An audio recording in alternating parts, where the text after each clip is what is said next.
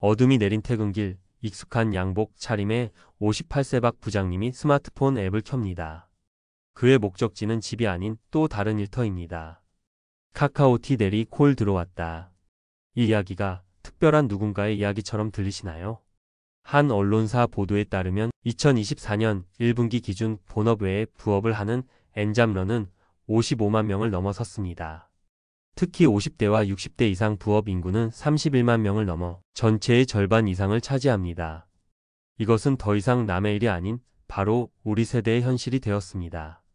평생을 일해왔는데 왜 우리는 퇴근 후에도 운전대를 잡아야만 할까요? 월급만으로는, 쌓아온 퇴직금만으로는 정말 살 수 없는 시대가 온 것일까요? 오늘은 이 냉혹한 현실의 속내와 그 속에서 길을 찾는 법을 이야기해 보겠습니다.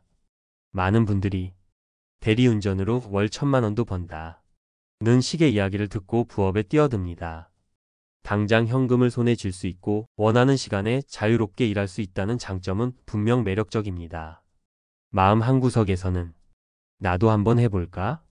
하는 생각이 스멀스멀 피어오릅니다. 하지만 이 달콤한 유혹 뒤에는 우리가 보지 못하는 가혹한 현실이 숨어 있습니다. 한 서비스 연맹의 발표는 그 환상을 가차없이 깨뜨립니다. 대리운전 기사의 월 평균 매출은 267만 원 수준입니다.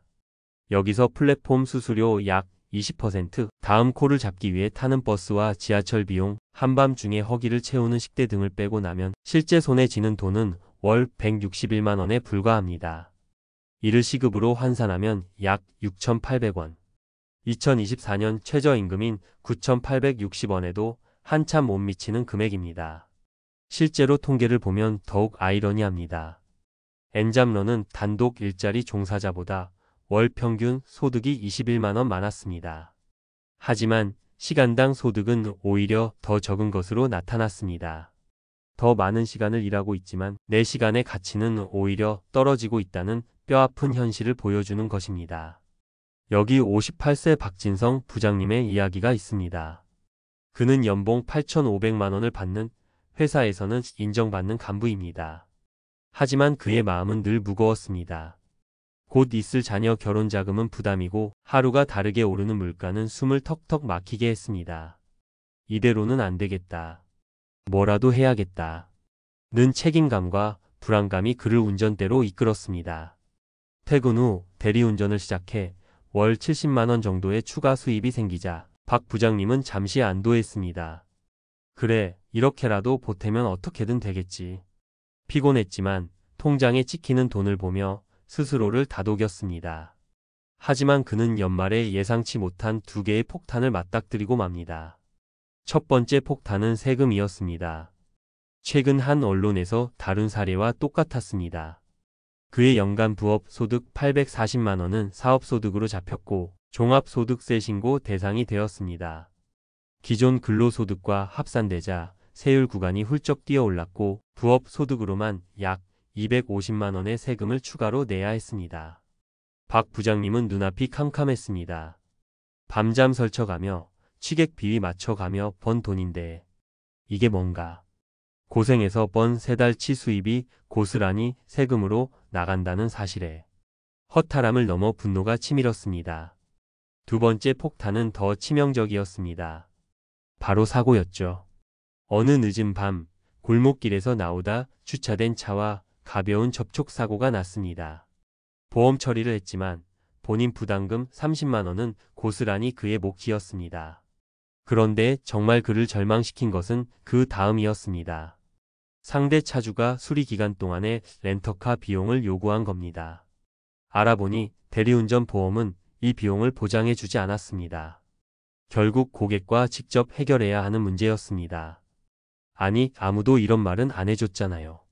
그는 소리치고 싶었지만 결국 자신의 주머니를 털어 해결할 수밖에 없었습니다. 사고 나면 렌트비는 기사모. 이라는 아무도 알려주지 않았던 이 위험 앞에서 그는 완전히 무너졌습니다. 하지만 모든 엔잡이 이런 실패로 끝나는 것은 아닙니다.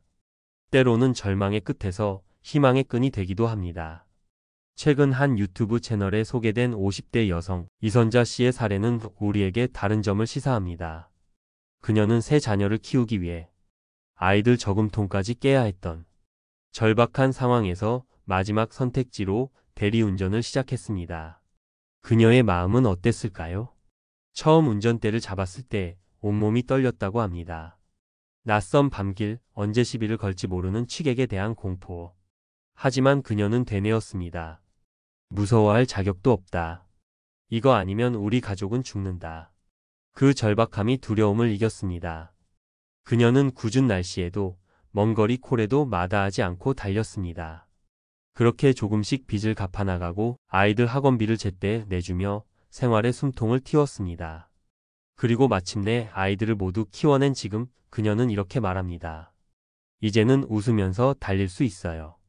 이선자 씨의 이야기는 부업이 여유를 위한 환상이 아니라 생존을 위한 절박함일 때 비로소 다른 의미를 가질 수 있음을 보여줍니다. 그녀에게 대리운전은 고된 노동을 넘어 가정을 지켜낸 훈장이었던 겁니다. 그렇다면 우리는 이 부업의 시대에 무엇을 어떻게 준비해야 할까요? 가장 먼저 우리가 왜 부업을 생각하게 되는지 그 본질을 들여다봐야 합니다. 그것은 바로 불안감 때문입니다.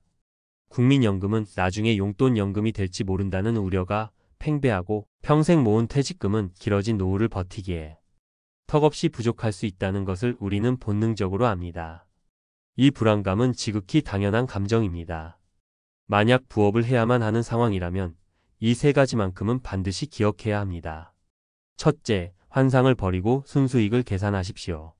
월 1,000만 원 같은 막연한 기대를 버리고 냉정하게 계산기부터 두드려야 합니다. 예상 매출에서 플랫폼 수수료, 유류비나 교통비, 식대, 그리고 가장 중요한 세금까지 모두 뺀 실제 순수익이 얼마인지 반드시 따져봐야 합니다. 박진성 부장님처럼 벌고 나서 후회하는 일을 막아야 합니다. 둘째, 보이지 않는 위험을 점검하십시오. 내가 하려는 일에 어떤 위험이 숨어 있는지 미리 확인해야 합니다. 대리운전이라면 사고 시 보험 처리 범위와 본인 부담금, 렌트비 같은 분쟁 소지가 있는 항목을 사전에 명확히 인지하고 시작해야 합니다. 괜찮겠지라는 안일함이 가장 큰 위험입니다. 셋째, 왜 하는가? 목표를 명확히 하십시오. 단순히 돈을 더 벌고 싶다는 막연한 생각으로는 지치기 쉽습니다. 단기적인 생활비 보전이 목적인지, 자녀 결혼 자금 마련이 목적인지, 아니면 이선자 씨처럼 절박한 생존이 목적인지 스스로에게 물어야 합니다. 그 목표가 명확할 때 고된 노동을 견딜 힘이 생기고 현명한 판단을 내릴 수 있습니다. 부업 없이는 살기 힘든 시대인 것은 분명합니다. 하지만 이럴 때일수록 남들이 하니까 따라하는 것이 아니라 나만의 계획과 전략을 세워야 합니다. 현실을 직시하고 위험을 분석하고 명확한 목표를 세울 때 고된 노동이 나를 갉아먹는 착취가 아닌 내 삶을 지키는 단단한 무기가 될 수 있습니다. 여러분의 현명한 준비와 고단한 하루하루를 진심으로 응원합니다. 오늘 이야기가 여러분의 삶의 작은 등불이 되었기를 바랍니다. 내용이 도움이 되셨다면 구독과 좋아요, 알림 설정으로 저희와 계속 함께해 주십시오. 비슷한 경험을 하셨거나 하고 계신 분들이 있다면 댓글로 여러분의 소중한 생각과 경험을 나눠주세요. 함께 이야기하고 고민할 때 우리는 더 나은 길을 찾을 수 있습니다. 감사합니다.